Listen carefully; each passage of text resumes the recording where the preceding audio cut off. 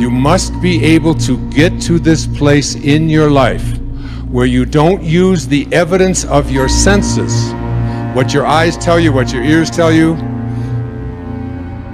You want to be able to be in a place where you are living from the end as if what you would like to manifest is already there.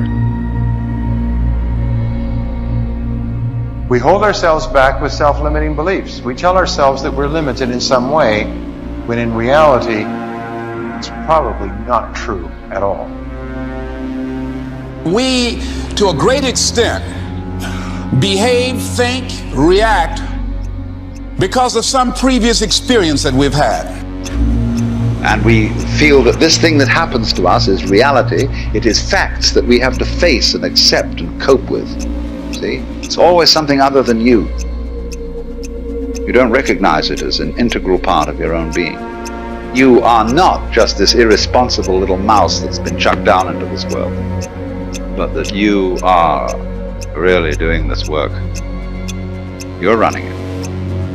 One of the great rules, by the way, one of the most important of all principles, is to challenge your self-limiting beliefs.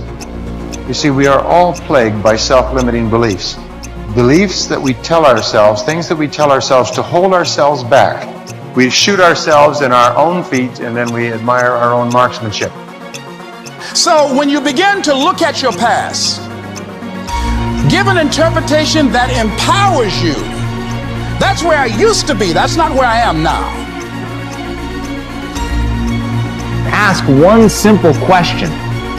How extraordinary can I become? What am I capable of? What are my limits?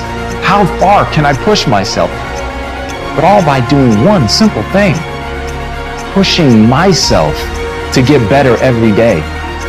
But from you are amazing. You hear me? You are amazing. And the day you recognize you're amazing, the day you understand how amazing you are, everything changes.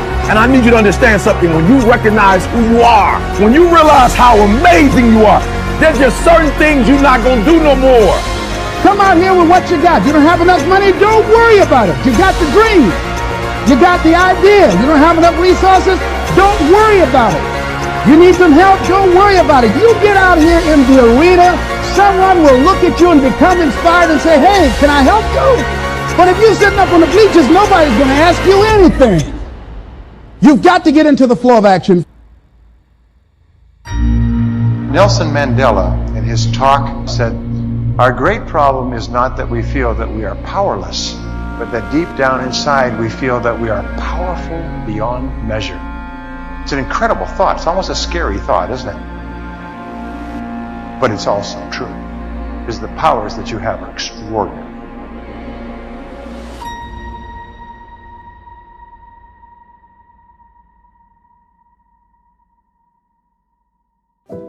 Perception can rewrite the genetic code. When you're under stress, you will rewrite your genes. It's built into every one of your cells. You have genetic engineering genes. The function of these genes is if you find stress that the body cannot seem to get out of, the body will make an effort to change its structure to get out of the problem. And of course, the issue is this. What if your perception wasn't real? And you change your genes? Now you're in deep doo-doo. And we now find a very important fact. 95% of cancer has no genetic linkage. 95% of cancer is a response of the individual cells to their experiencing life. And if you change your experiences, you can change the presence of that cancer. You think 60 to 70,000 thoughts in one day. Out of those 60 to 70,000 thoughts that you think in one day, 90% of those thoughts are the same thoughts as the day before. So if you believe that your thoughts somehow are connected to your life, then the same thoughts always lead to the same choices. The same choices always lead to the same behaviors. The same behaviors create the same experiences, and the same experiences produce the same emotions. And those very same emotions drive the very same thoughts. and your biology, your neurocircuitry, your neurochemistry, your neurohormones, and even your genetic expression is equal to how you think, how you act, and how you feel. And how you think, how you act, and how you feel is called your personality. And your personality creates your personal reality. That's it. So then, if you wanted to create a new personal reality, a new life, then you would have to start thinking about what you've been thinking about and change it. You would have to become aware of your unconscious thoughts and observe them.